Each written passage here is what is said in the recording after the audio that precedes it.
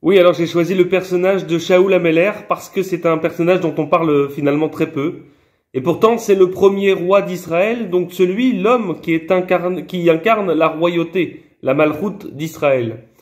Pourquoi? Parce que tout simplement, il a été choisi par Dieu en premier.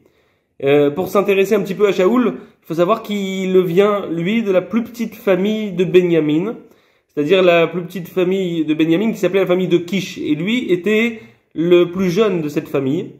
Et donc, Benjamin étant la plus petite tribu de toutes les chevettes d'Israël, cela nous enseigne en allusion que finalement, la royauté d'Israël a été donnée au plus petit des hommes, c'est-à-dire à l'homme le plus humble.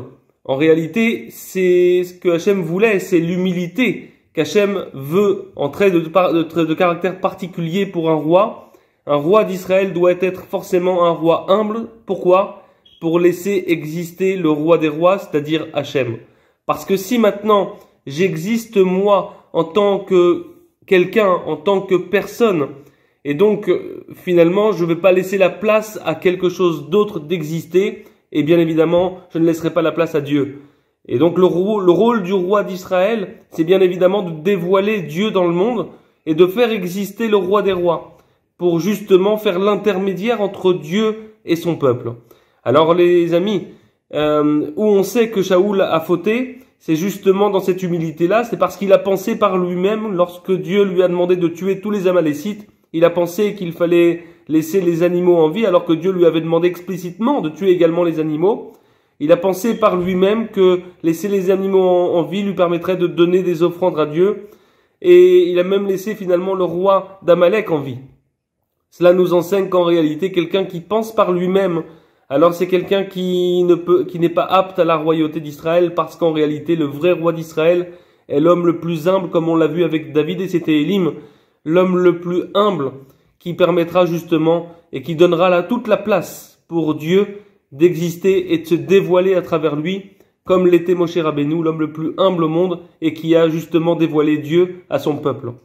Voilà les amis, les gens qui portent le prénom de Shaoul auront besoin de travailler sur leur humilité, auront besoin de travailler sur ce trait de caractère tellement important aujourd'hui qui nous permettra évidemment d'amener la Géoula Amitit V'Ashlema. Pourquoi? Parce que les hommes humbles de notre peuple permettront justement de dévoiler Dieu, feront exister à travers leur existence propre Dieu dans le monde et le dévoileront à travers leur vie. Alors les amis, c'est le message que je voulais faire passer en vous parlant de Shaoul Améler, le premier roi d'Israël. À très bientôt et bonne soirée.